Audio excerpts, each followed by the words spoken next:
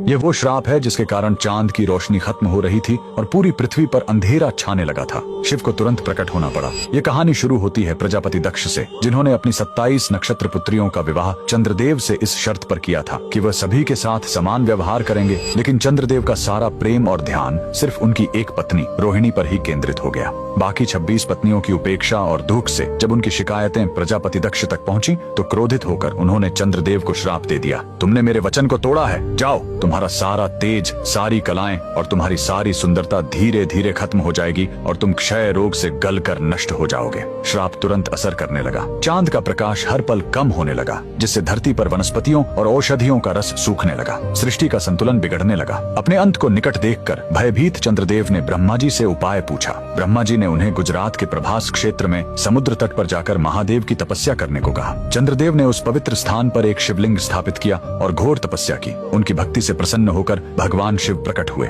उन्होंने कहा, मैं दक्ष के श्राप को पूरी तरह खत्म तो नहीं कर सकता, लेकिन उसका प्रभाव कम कर सकता हूँ। शिव ने वरदान दिया, तुम कृष्ण पक्ष में 15 दिन क्षीण होगे, लेकिन शुक्ल पक्ष में 15 दिन फिर से पूर्ण हो जाओगे। उन्होंने चंद्र को अपने मस्तक पर धारण कर लिया और चंद्रशेखर कहलाए। और जिस ज्योतिर्लिंग की चंद्र ने पूजा की थी वो सोमनाथ, सोम यानी चंद्र के नाथ के नाम से प्रसिद्ध हुआ। और यही सोमनाथ मंदिर भारत का पहला ज्योतिर्लिंग आज भी गुजरात के वेरावल में उसी समुद्र तट पर शान से खड़ा है जहाँ चंद्रदेव ने श्राप से मुक्ति पाई थी। लेकिन रुकिए, इस मंदिर का एक और रहस्य है। यहाँ मौजूद बाण स्तंभ यह बताता है कि यहाँ से लेकर दक्षिणी ध्रुव तक समुद्र के रास्ते में कोई जमीन नहीं है। भगवान शिव के भक्त कमेंट में हर हर महादेव जरूर लिखें।